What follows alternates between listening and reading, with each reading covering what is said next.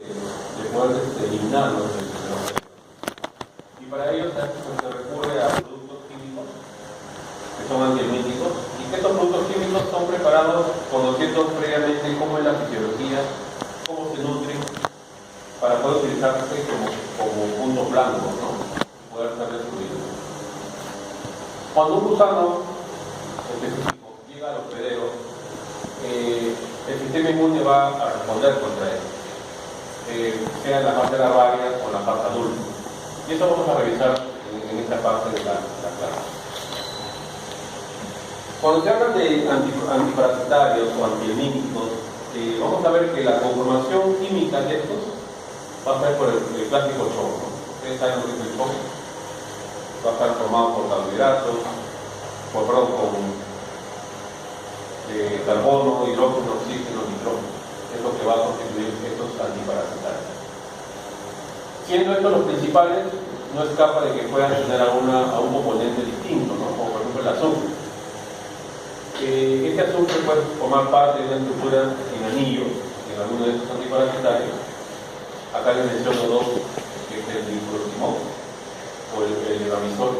Son nombres genéricos, no es necesario aprender su memoria, pero que sí presentan el azufre en la parte estructural del anillo. Tenemos, por ejemplo, presencia de flúor, de cloro, de yodo, de fósforo, ¿no? En algunos de ellos, sobre todo en lo que son los antihelmínticos fenólicos y los órganos corporados, ¿no? En los órganos corporados, la presencia de fósforo. ¿Qué otros elementos podrían estar en un antiparasitario? Y ojo que debemos tener cuidado porque si presentan otras trazas, podrían ser perjudiciales para el hospedero, ¿no? Por ejemplo, acá mencionamos algunos como el arsénico y los antimoniales. Si bien estos son un poco tóxicos o muy tóxicos, pero son necesarios en algunos tratamientos, por ejemplo, lo que es tripanosomo y leishmania. Podemos ver también, por ejemplo, que las estructuras químicas anulares van a ser muy comunes, ¿no? En la presencia de anillos bencénicos, en casi la mitad de todos los antiparasitarios. Anillos nitrogenados, ¿no? Con presencia de anillos de pirimidina, etcétera, etcétera. Y algunos sustitutos, ¿no? Como pueden ver acá, el metilo, metoxi y amino, ¿no? En el caso de los metronidazol, que son utilizados para protozoarios, la presencia de nitrógeno no son en estos grupos, mientras que elementos como los sulfidrilos no van a estar presentes en los fármacos antiparasitarios. Entonces, estas son las características que debe unir un antiparasitario: la constitución clásica y aquellas en donde los anillos o algunos elementos particulares pueden estar o no presentes. Este es la clásica fórmula química, digamos, de uno que es la ivermectina, que en el caso del nematodo se utiliza mucho. Este sería el mebendazol, que también se utiliza en algunos nematodos y en protozoarios, ¿no? Vamos a ver que, por ejemplo, que se habla del espectro. Hay unos que son de amplio espectro y otros que son muy específicos. Yo les he puesto acá dos. La ivermectina es de espectro específico, es para nematodos en particular, mientras que el mebendazol podría ser utilizado para nematodos como para protozoarios. Pero eso va a depender mucho de qué tanto ese hospedero puede estar infectado. Unos son muy específicos, ivermectinas, por ejemplo, ivermectina se utiliza mucho para lo que es estrongiloides. En el caso del mebendazol, su espectro es más amplio para protozoarios o para nematodos.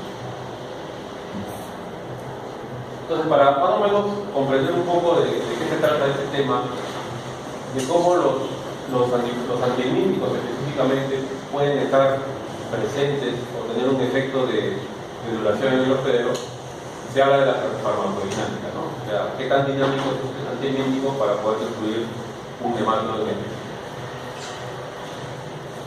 La neurobiología de los nemátodos se investiga mucho, ¿no? ¿Y eso por qué? Porque estos van a ser los puntos en particular, los puntos blancos, que van a ser utilizados para poder interferir con la función neural. de los gusanos en general. Acá, por ejemplo, voy a mencionar un poco estos dos elementos, antihelmínticos, que son la piperacina. La piperacina, por ejemplo, ¿cuál es la función de la piperacina? Cuando encuentra el órgano, el punto exacto del nematodo. Dice que hiperpolariza, ¿no? Hiperpolariza la membrana muscular del gusano, lo paraliza y de esa forma es expulsado por los alveolos. Si está en el intestino, va a ser por los movimientos peristálticos del intestino. Tenemos, por ejemplo, el levamisol y el pirantel, ¿no? Estos van a evitar efectos con lo que tienen que ver con la acetilcolina, ¿no? Afecta a la membrana muscular, le quita la carga y eso hace que el gusano se paralice y sea expulsado. Entonces, como verán, ¿cuál es el principal órgano a eliminar en el gusano? Es la parte neural. Si uno afecta la parte neural, se estabiliza el gusano y es expulsado. Le mencioné en ese momento la ivermectina, ¿no? La ivermectina es específica para estrongiloides. Esta ivermectina tiene la particularidad de estimular una estructura, que es el GABA. Este GABA tiene es como el reconocimiento neuronal, ¿no? Y tiene receptores sinápticos. Y en este caso la ivermectina, si bien va a actuar por centros neuronales del gusano, pero su punto específico para el estrongiloides va a ser el bulbo esofágico. Esta ivermectina va a actuar a nivel de esta estructura del gusano. Tenemos un grupo muy interesante que encaja en los denominados los benzimidazoles. Entonces, dentro de los benzimidazoles ustedes van a encontrar, por ejemplo, el mebendazol, el parbendazol, el pentazol, ¿no? Como verán, son nombres muy particulares y que agrupa este grupo, ¿no? Que va a estar dentro del grupo. ¿Cuál es el punto blanco en este caso? La mitocondria, ¿no? Sobre todo en la fase aerobia de los estadios, ¿no? Estos elementos van a actuar a nivel de la mitocondria, va a inhibir el transporte electrónico. Y hay una enzima que va a estar muy frecuente, se va a repetir en casi todos los nematodos en cuanto a lo que es su formación, que es esta, que es la fumarato reductasa. Y es a nivel de esta fumarato reductasa en donde van a actuar estos elementos. Y simplemente, pues, desbloquear la enzima, no hay metabolismo. En algunos casos se va a unir a la tumulina, que es parte de los microtúbulos, ¿no? Dentro de la constitución corporal de estos gusanos. Y eso hace pues, que se inhiban algunas moléculas, como por ejemplo la acetilcoliniterasa, ¿no? Es una molécula que se excreta, producto del GABA. No se secreta esta enzima, por lo tanto el gusano es eliminado. Entonces, como verán acá, ¿cuál es el punto clave acá dentro de lo que es la acción de estas antihelmínticos? O es a nivel de la parte neuronal, o es a nivel de la parte muscular, en este caso del esófago, o a través de la inhibición de esta enzima, por lo que respecta a la mitocondria, que es la fumarato reductasa. Todo esto se va a repetir dependiendo del antihelmíntico y dependiendo del gusano estudiado. ¿Cuáles son las vías principales del metabolismo de los parásitos en general, ¿no? Podemos hablar, por ejemplo, de los protozoos, a los artrópodos.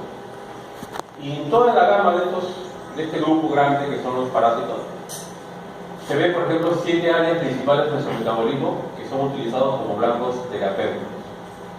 Por ejemplo, en lo que es síntesis de cofactores, síntesis de ácidos nucleicos, las mismas proteínas, en lo que es membrana y la función microtubular. Estamos hablando de protozoos hasta artrópodos. Pero en el caso específico de los nematodos, vamos a ver que los puntos claves a bloquear por los antihelmínticos van a ser a través del metabolismo energético y la función neuromuscular. ¿Okay? Eso es muy específico para los nematodos. En forma general, los fármacos, si hablamos de los antiprotozoarios, ¿cuál va a ser su punto blanco? El metabolismo biosintético. Y en el caso de los antihelmínticos, hemos dicho que es a través de la parte energética o la función neuromuscular. Este es un un esquema donde más o menos después de un corte que es un corte transversal, ¿no? O longitudinal. Acá lo usamos, hacemos así, corte transversal, ¿no? Y si uno hace un corte transversal, que lo hemos visto en las prácticas, ¿no? Por ejemplo, el de Ascari, de otros, ¿qué tenemos que ubicar, ¿no? ¿Ustedes qué recuerdan? ¿Cuál sería la parte externa? La parte cuticular, ¿no? Después viene la parte muscular, ¿no? E internamente, pues, algunas condiciones que hacen de que el gusano permanezca dentro de esta cavidad. Se reconoce, por ejemplo, la parte nerviosa, motora, ¿no? Acá en los extremos. Se reconoce, por ejemplo, el tubo digestivo acá. Se reconoce, por ejemplo, el útero, ¿no? Y miren que estamos hablando de parte muscular, parte reproductora, parte neuromuscular. Entonces, esos son los puntos a estudiar y al poder nosotros bloquearlos para que el gusano pueda ser eliminado. Aquí hay algunos elementos, por ejemplo los benzimidazole que hemos mencionado, ¿no? Que tienen acción a partir de la parte neuronal. Los mismos benzimidazoles en la parte de lo que es el tubo digestivo. En la parte muscular o las mioepiteliales, por ejemplo, en esta zona pueden haber las ivermectinas, ¿no? La ivermectina hemos mencionado que es específica para estrangulones extracorales. Y como verán, casi nada es para la cutícula, ¿no? La cutícula recuerden que es, ¿por qué se caracteriza la cutícula de los nematodos? Porque era impermeable, ¿no? Era recto, no permite el ingreso de elementos. No permite el ingreso de elementos. Entonces, en este esquema podemos nosotros ya ver la particularidad de algunos antihelmínticos y su blanco de acción. Un antihelmíntico va, por ejemplo, en el caso de la parte muscular, va a producir parálisis en el nematodo. Y esta puede ser atraer siempre la parte de la estructura muscular. Sabemos que la faringe es músculo, el mismo soma del gusano, la parte del útero tiene ciertas zonas musculares. Y son estas zonas donde un antihelmíntico también puede actuar para poder destruir el gusano, ¿no? En el caso de la faringe, el antiparasitario puede ingresar, ¿no? Por ingestión. Y sobre todo cuando llega dentro de la cavidad del gusano va a afectar a los huevos, ¿no? Entonces no va a dar oportunidad de que se desarrolle. En el caso de la parte somática va a haber una alteración del mismo tejido, ¿no? Y eso hace que el gusano pierda movilidad, se estire y sea eliminado. Y si se tratara, por ejemplo, de acción en la parte reproductiva, en este caso es importante porque en el caso de las filarias estas no van a poder producir más elementos y por ende pueden ser destruidos. ¿Por qué se caracterizaba Trichinella? ¿Por qué se caracterizaba? ¿Recuerdan? Se alojaba en el músculo. Ya, ¿y por qué había tanta magnitud en el músculo? ¿Por qué había tantos?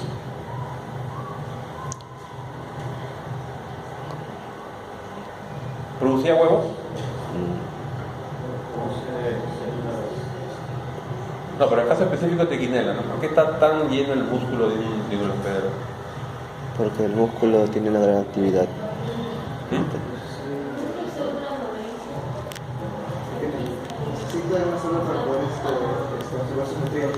No, está bien, pero por ejemplo hemos visto que Ascari necesita formar un huevo, tiene que formarle de uno, de dos, un montón, se demora un montón. Pero el caso de Trichinella, ¿por qué se caracterizaba?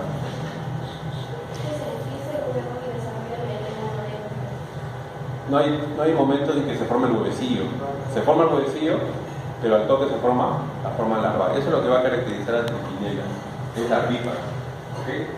Y en el caso también es importante que los antihelmínticos actúen a ese nivel, ¿no? Porque si no, el hospedero puede seguir siendo infectado. Entonces, en este cuadrito, los antihelmínticos que ya hemos repasado, ¿no? Por ejemplo, los benzimidazole, la ceftriaxona, el piratel, son los principales o los que más comúnmente se utilizan para destruir los nematodos, ¿no? ¿Cuál es el principio básico de un antihelmíntico? Primero, identificar la bioquímica y la parte biológica del gusano. Ojo que el antihelmíntico debe actuar sobre el parásito, no sobre el hospedero, ¿no? Porque si bloqueamos la parte neuronal del hospedero, también puede haber consecuencias. Entonces acá hay que tratar de conocer bien la bioquímica, la fisiología del gusano, para que estos antihelmínticos puedan tener su acción terapéutica. Aquí hay algunas fórmulas químicas, ¿no? Son bien complejas. Recuerden que la constitución va a depender mucho del producto, la presencia de moléculas como azufre, por ejemplo. Los benzimidazólicos más conocidos, ¿no? Tenemos el bendazol, el diabendazol y el mebendazol, son los más clásicos que ustedes puedan recordar en un momento. Y se dice, ¿no?, que para que un antihelmíntico tenga pues, un efecto adecuado o ideal, debe ser efectivo, eficiente, barato, una droga segura, de amplio espectro. Si reúnen todas estas características, bueno, nos hacemos millonarios, ¿no? Tenemos el antihelmíntico exacto para Ascaris, para... Pero así como los antibióticos, hay un gran problema que es la resistencia cuando uno no cumple con la restricción. Entonces, ¿cuáles son los benzimidazoles más conocidos? Hemos mencionado el albendazol, el diabendazol y el mebendazol. Estos benzimidazoles que caen acá se van a caracterizar porque son poco hidrosolubles, ¿no? Y van a ser absorbidos por el intestino del hospedero, ¿no?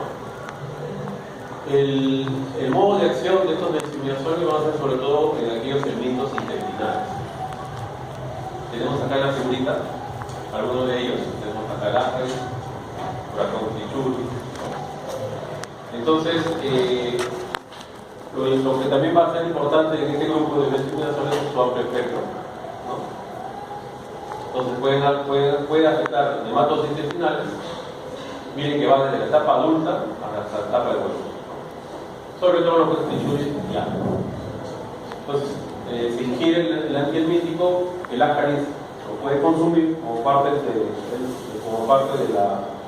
del contenido intestinal, y en el caso del modo de acción va a ser a través del aparato del útero, ¿no? Entonces el huevo va a ser afectado, por lo tanto el gusano no va a ser eliminado.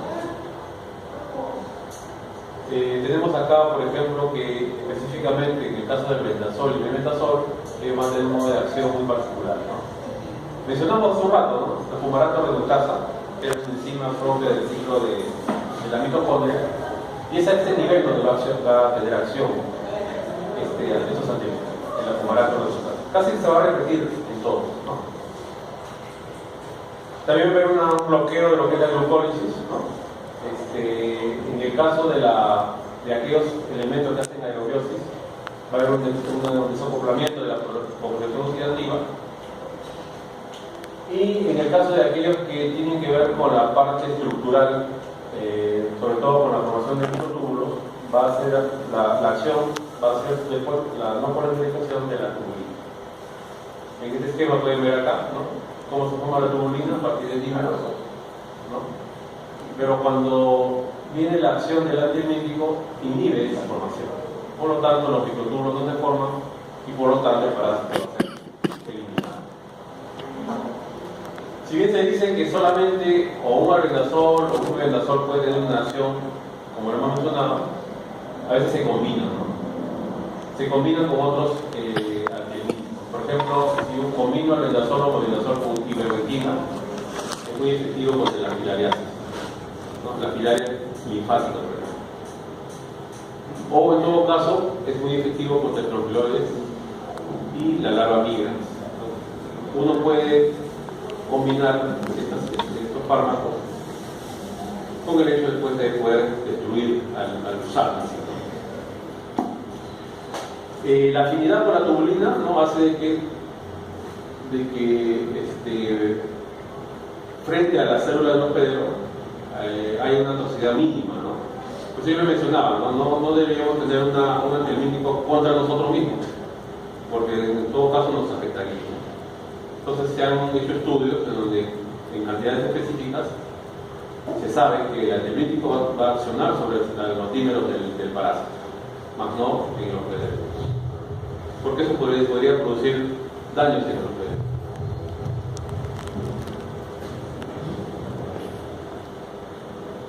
Entonces acá tenemos la albendazol y el mebendazol. En esta imagen hablamos un poco más del mebendazol. Su acción de amplio espectro va a actuar contra enterobios, por ejemplo, contra ascaris, contra Anchuria, contra mucinares. ¿Cómo actúa? A nivel también de la citetitubulina, ¿no? Y eso hace que los microtúbulos sean afectados.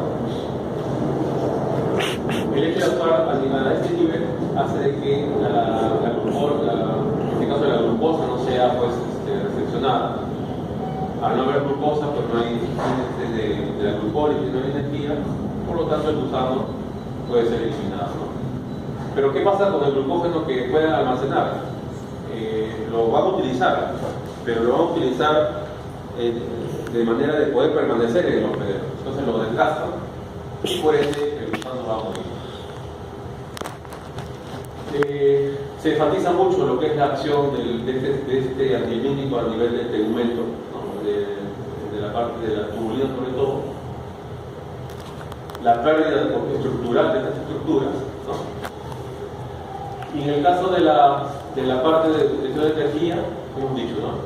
En el caso de la mitocondria se ve afectada por la enzima que es la que va a ser la afectada, que es la pomaratola reductasa, y eso hace después que algunas estructuras se disminuyen, ¿no?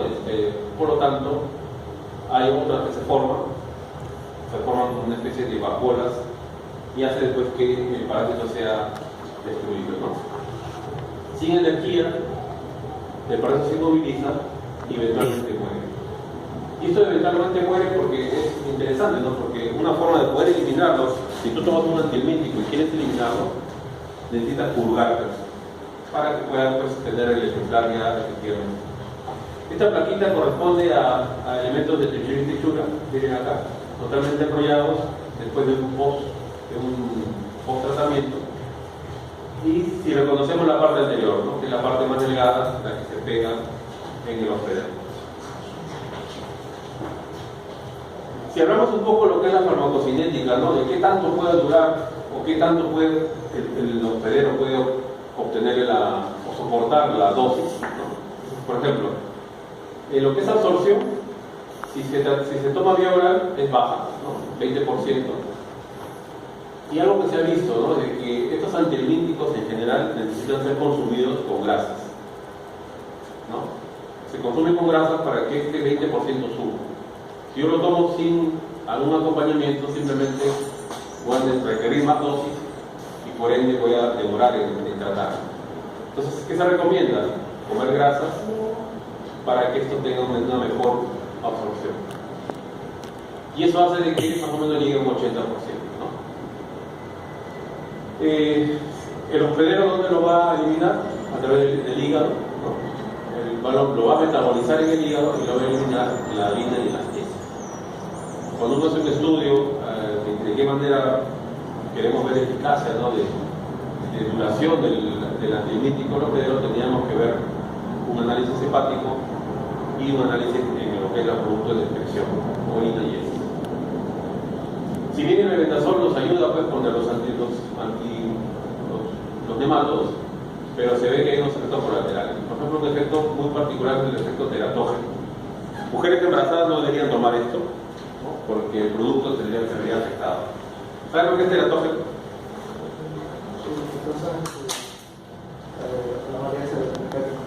Hay malformaciones en el feto, ¿no? El efecto teratógeno. Es tan teratógeno que incluso el embrión, ¿no? Se ve afectado, es tóxico. El hecho de tomar mebendazol bajo restricción, pero a pesar de que uno lo pueda tomar, puede producir trastornos gastrointestinales, ¿no? Por ejemplo, la acidez, las diarreas propias, ¿no? El dolor de cabeza, mareos. Y en casos extremos donde hay mucho consumo, la toxicidad hepática es muy frecuente, ¿no? Entonces, por eso que cuando uno consuma mebendazol debe ser bajo prescripción medio.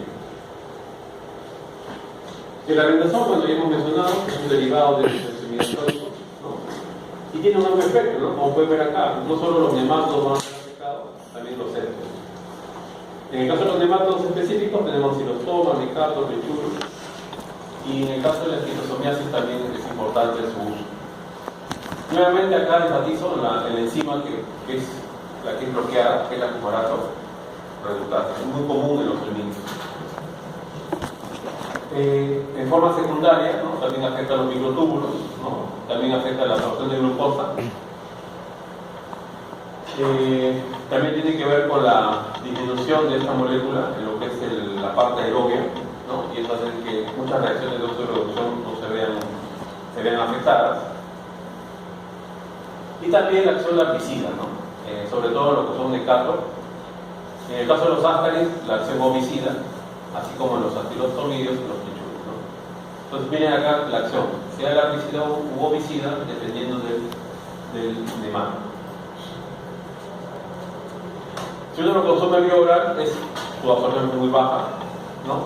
Pero es 15 a 50 veces mayor que el mebendazol. Entonces a veces cuando uno quiere elegir toma albendazol o mebendazol, tiene que tener estas características en consideración. Al igual que todo antihelmíntico, el órgano donde se va a metabolizar es el hígado, ¿no? Y contra quiénes sería el ideal, ¿no? Por ejemplo, contra el lumbricoide, miren acá la dosis, 400 miligramos en dosis única, ¿no? Ni siquiera uno lo puede repetir, ¿no? Una sola dosis es suficiente para ser eliminada. Algo que se ha visto en estudios, ¿no? Que es hepatotóxico, ¿no? Como cualquier elemento extraño. Es teratógeno también, puede no dar a las mujeres embarazadas y produce leucopenia y alopecia, ¿no? Bueno, leucopenia es la disminución de los linfocitos y la alopecia, ¿qué era la alopecia? La pérdida del cabello. La pérdida del cabello. Otro antihelmíntico interesante utilizando el diabendazol. El diabendazol, por ejemplo, es ideal también para esclerosis temporal. Miren que aquí los pacientes, sobre todo HIV, que con frecuencia se contaminan con ejemplo que son flores, puede llegar a curarlos o eliminar usado en 100%.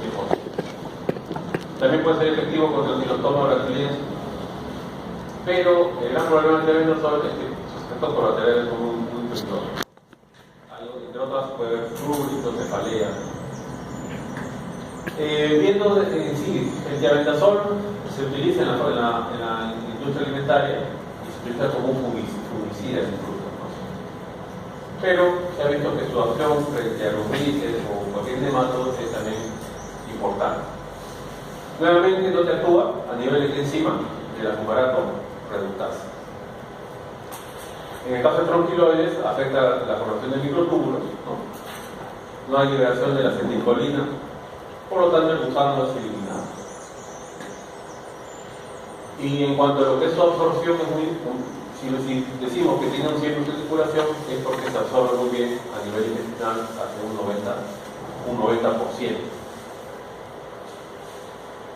Otros antihelmínticos tenemos, por ejemplo, el pomato de pirandel, ¿no? Este pomato de pirandel es muy específico contra enterobios y asquias. Acá tenemos los enterobios, son pequeños y lácteos. Su acción de amplio espectro, ¿no? De ahí que va a actuar contra todo gusano. ¿Qué le va a producir al gusano? Parálisis espástica.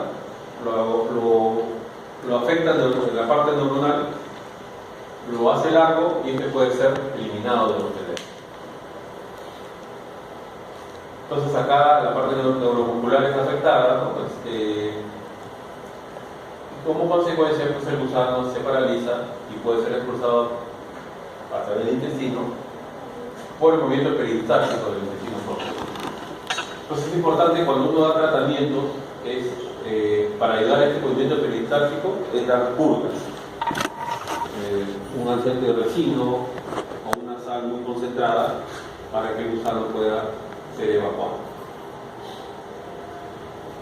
Tenemos acá, por ejemplo, la piperacina. Esta es una fórmula, la fórmula de constitución, muy específico contra afta y los oxiuros. También, ¿no? Su acción es a nivel neuromuscular. contaminante de la orina, y un efecto adverso es el vértigo, una especie de mareo. La ivermectina, les mencioné hace un momento que es muy específico para los tronquiloides y algunas filarias. Va a actuar a nivel de esta estructura que es el GABA, tiene que ver con una reacción de tipo de reconocimiento de sinapsis. Esta acción de esta ivermectina va a hacer que se produzca una entrada del cloro, ¿no? Produciendo una parálisis, ¿no? Lo que es el reconocimiento. Se forman canales de cloro y eso hace que el gusano es afectado, ¿no? En general viene a ser como un agente neurotransmisor, ¿no? Y eso hace que el gusano se paralice y pueda salir. Está contraindicado contra mujeres embarazadas, ¿no? Por el mismo hecho de que puede producir productos teratogénicos, y aquellos que tengan otro tipo de infección.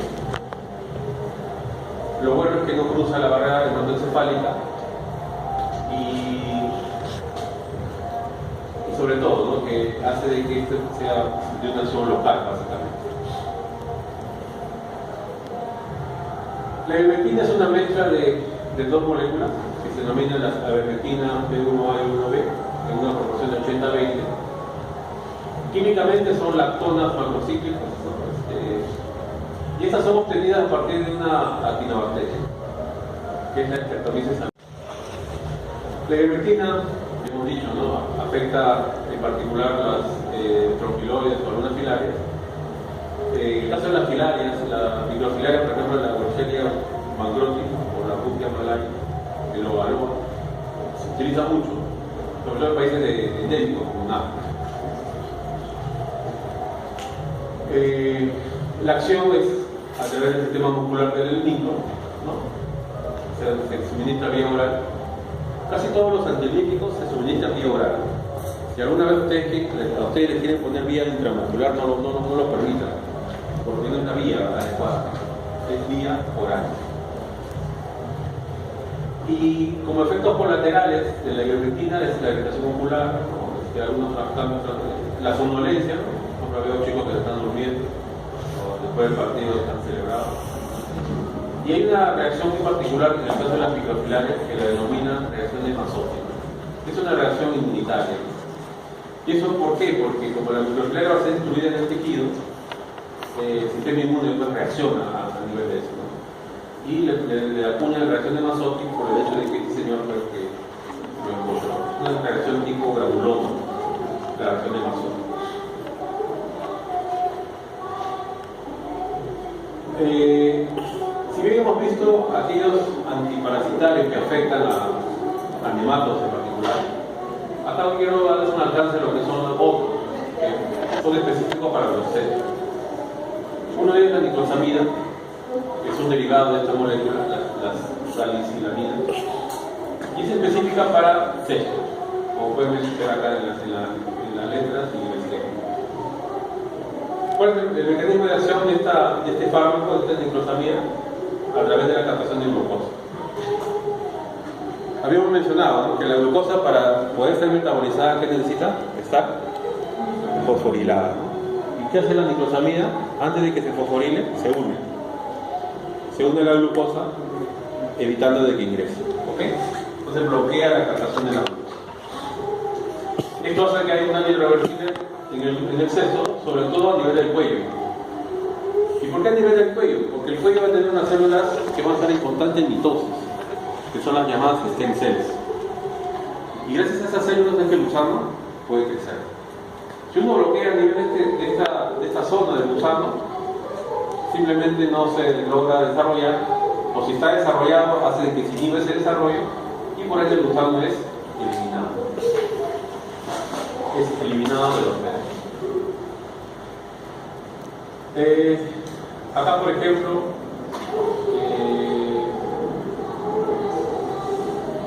la absorción es muy pobre a vía oral, ¿no? Es por eso que es importante darlo en ayunas.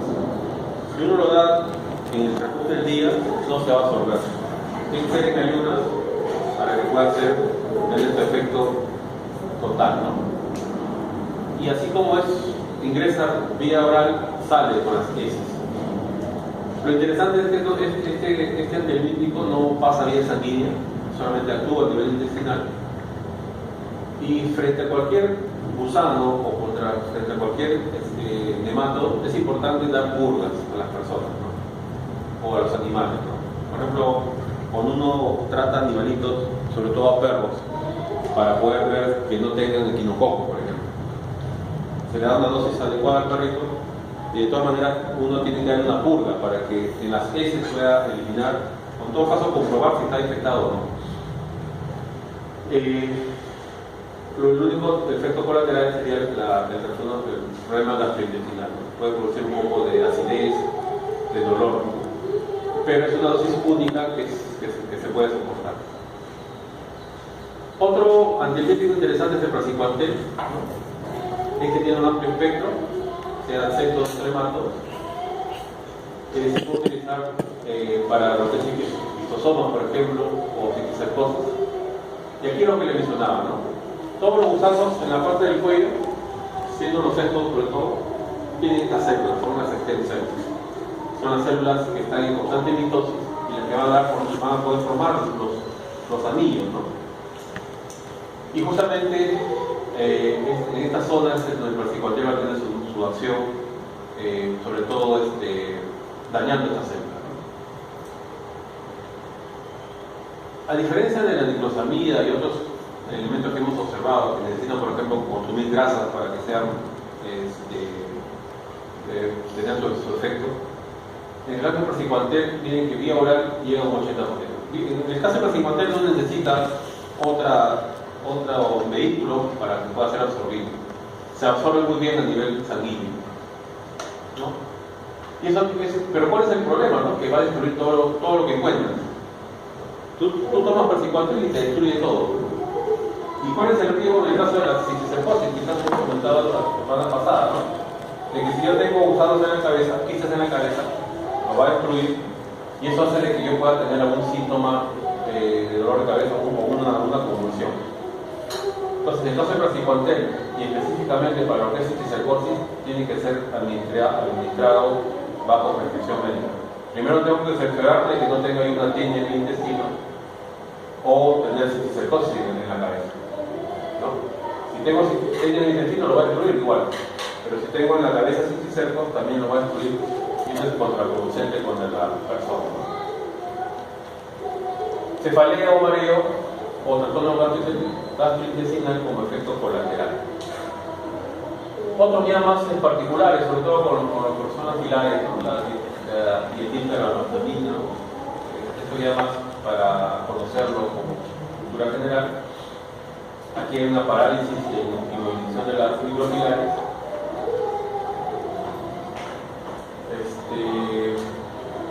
Tenemos acá que tiene una absorción muy buena vía oral. El hígado es el órgano que va a metabolizar y la orina, órgano científico. Como les mencionaba, ¿no? Hay un síndrome, ¿cómo se llama el síndrome? Exactamente, entonces, ¿y esos productos por qué? ¿Producto a qué? ¿No? A que estos gusanos van a quedarse en el tejido. No hay una reacción, ¿no? Una reacción cutánea que lo va a hacer que los hospedero pues lo mantengan como tal. Entonces, si uno quiere ingerir un antihelmíntico, es la vía oral. No inyecten, no busquen otra vía, que solamente la vía oral. Bueno, este es un listado de cómo debemos nosotros dosificarnos, ¿no? Hace un momento mencionamos, por ejemplo, que para Ascaris, por ejemplo, 400 miligramos es la dosis única, monodosis. No podemos tomar más de eso porque nos va a producir toxicidad y los efectos colaterales los hemos mencionado. Si con esta dosis única no logras eliminar tu Ascaris, pues hay que recurrir a otro tipo de medicamentos. Recuerden que la resistencia también es algo que se ve en los gusanos. Es una gran lista, ¿no? Esto la dejo para que la tengan como lectura, no es necesario que lo memoricen, no es necesario. y lo mismo acá. Otros tipos de antiepilépticos, la dosis, sobre todo si se trata de adultos o niños, ¿no? Por ejemplo, acá hablo de dosis en adultos o dosis pediátricas, en ello va a variar. Es por el hecho que la constitución morfológica. ¿Tienen alguna pregunta hasta acá? ¿Alguna consulta? Bien. Ya para terminar, interesante también la respuesta de los hospederos frente a los gusanos, ¿no? Nemátodos, cestos, tremátodos, protozoarios van a tener una respuesta muy particular. En el caso de los nematodos, viendo un poco las generalidades, ¿no? ¿Cuáles serían los mecanismos inmunológicos contra los semillos, ¿no? Hay una resistencia natural propia del hospedero y hay mecanismos inmunológicos, ya cuando el parásito está instalado. Como factores de parásito, por ejemplo, tenemos la presencia de estos en los estadios que puede ser larva, puede ser adulto, ¿no? Dependiendo de la especie. Puede haber una competencia entre la especie, ¿no? Puedo yo tener Ascaris, Lichuris, Enterobius, ¿no? Entonces, dependiendo de cómo es que, cuál de ellos sea más dañino, va a haber una respuesta. Se ha visto, por ejemplo, en casos de personas que tienen tenia solo, y se dice que la tenia solo es la tenia solitaria, ¿no? Pero cuando sale la tenia solitaria y uno hace un seguimiento de una persona, empiezan a aparecer difilobotrio, empieza a aparecer giardia, ¿no? ¿Y eso por qué?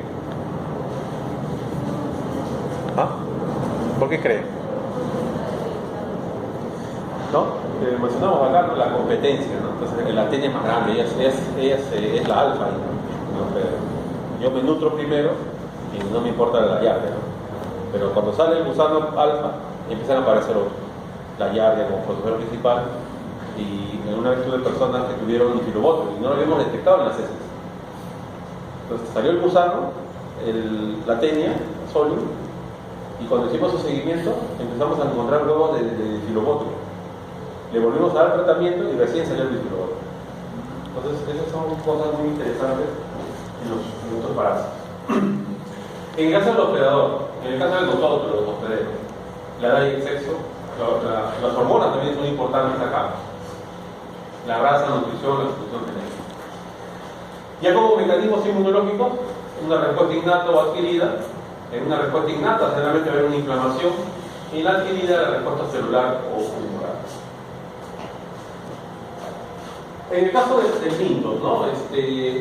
Siempre vamos a ver que cuando uno está afectado con este grupo de parásitos, va a haber una asociación, una relación muy particular, que son las hipersensibilidades. Puede ser una hipersensibilidad inmediata o tardía, y eso va a depender, o a qué se va a deber, por ejemplo, a la naturaleza del antígeno, ¿no? Porque saben que un Ascaris puede tener un antígeno A, un Lichuris un antígeno B, muy distintos. Se va a deber, por ejemplo, a la cronicidad de las infecciones, ¿no? Algunos gusanos que se mantienen permanentemente, como por ejemplo los esquistosomas, el mismo tequinela. La vía de infección, ¿no? Generalmente los gusanos intestinales entran por la vía oral, algunos por la parte de la piel. Se habla de cepas, o de cepas, en este caso de desarrollo, o las formas adultas, ¿no? Entonces, cualquier etapa de hipersensibilidad va a depender mucho de estas características. La vía de entrada, hemos dicho, por las succinales, por la través de la piel, por la través del tubo digestivo. Y dependiendo de la vía se va a ver un estímulo, sea humoral o celular. Va a haber un tipo de inducción en lo que es una hipersensibilidad tardía, por ejemplo. Hay unos síntomas que se manifiestan. Por ejemplo, en el caso de esquistosoma, toxócara, triquinela, va a haber la formación de granulomas, ¿no?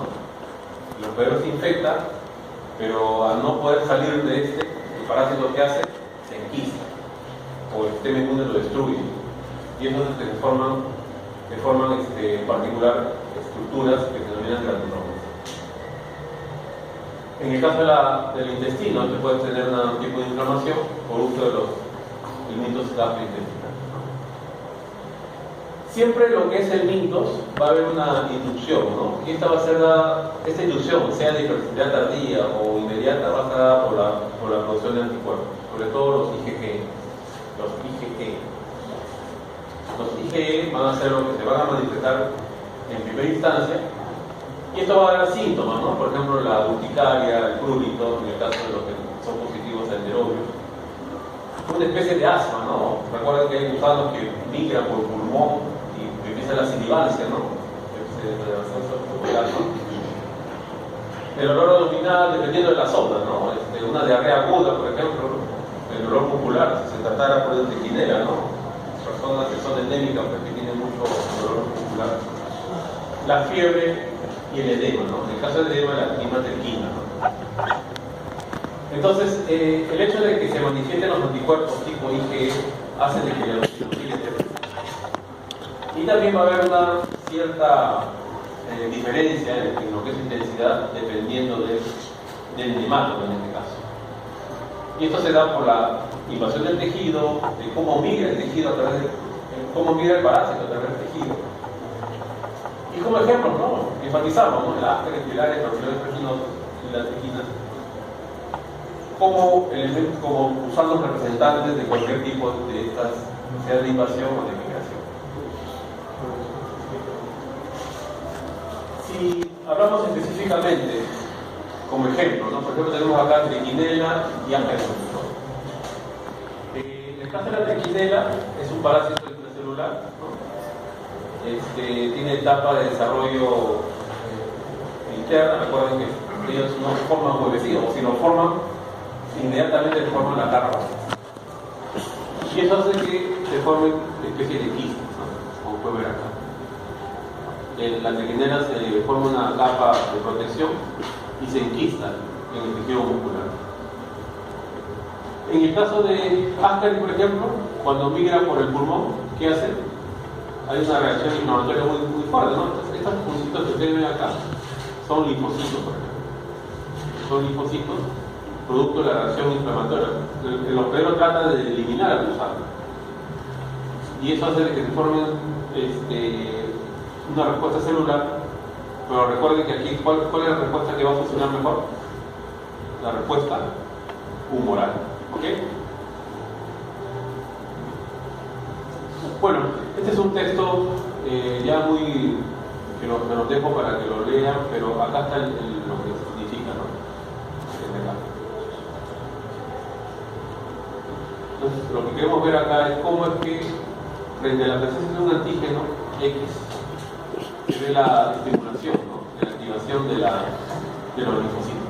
En el caso de los helmintos, lo que se van a manifestar en primera instancia o en mayor cantidad son los TH2. Eso hace de que se convoquen, digamos, ¿no? Ciertas proteínas como las interleuquinas. Y eso es importante porque necesitamos la estimulación de anticuerpos a través de las linfocitos. Miren que pueden ser cualquier tipo de anticuerpo, pero el principal es el IgE. ¿Ok? Eso hace de que se puedan haber un tipo de combinaciones, ¿no? No es que el IgE va a estar solito. El IgE va a llevar a otras poblaciones celulares con el objetivo, pues, de estimular la producción de células para que el gusano pueda ser expulsado.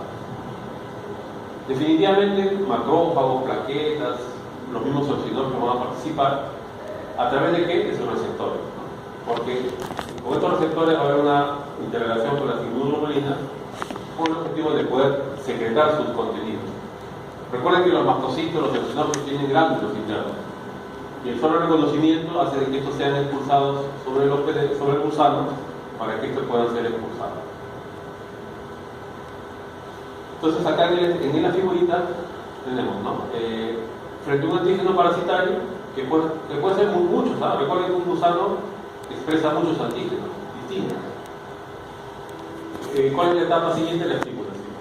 ¿Y cuál es la población principal estimular? Los linfocitos TH2. Eso no quiere decir que los TH1 no se manifiesten, también se manifiestan, pero en gran cantidad van a ser los TH2.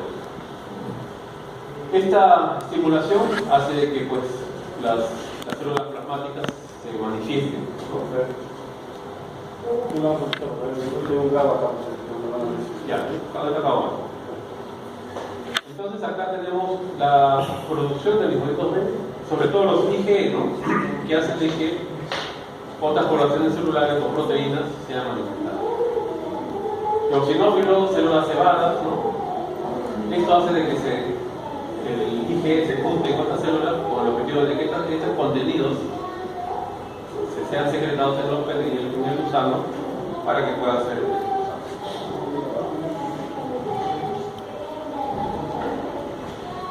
Ante un segundo contacto, también se puede ver acá la participación del macrófago, ¿no? Puede haber etapas de neutralización, destrucción misma del nemato. Lo importante acá es que las IgE junto con las células cebadas en contacto hacen después que la degranulación se dé. Y estos gránulos se ven acá en esta figurita, caen sobre el gusano y este es expulsado de los hospedero. Otras formas de que participan, por ejemplo, ¿no? Los llamados metabolitos, los RES, por ejemplo, ¿no? Sean los de peróxido de hidrógeno, los radicales libres, que también tienen cierta participación contra un parásito para que este sea expulsado. En este esquema, por ejemplo, ¿no? Un polimorfo nuclear, un macrófago, un eosinófilo, un mastocito, con sus receptores, son reconocidos en el hospedero, producto de la acción del antígeno anticuerpo, y estos sean finalmente expulsados del hospedero. Si bien la respuesta inmune celular es la molar, pero es la que mayormente se manifiesta, pero también puede haber una respuesta inmune celular, ¿no? A través de los TH1, que también tiene cierto grado de participación, sobre todo con respecto a lo que es triquinela y citosoma. Este es un esquema, por ejemplo, de frisoma manzónico. Estos son cortes a nivel de vejiga, estos son huevecillos que se encuentran en este tejido. 2 minutos. Y aquí tenemos la acción de respuesta propia del tejido. Bueno, este sería el último esquema. No sé si tengan preguntas.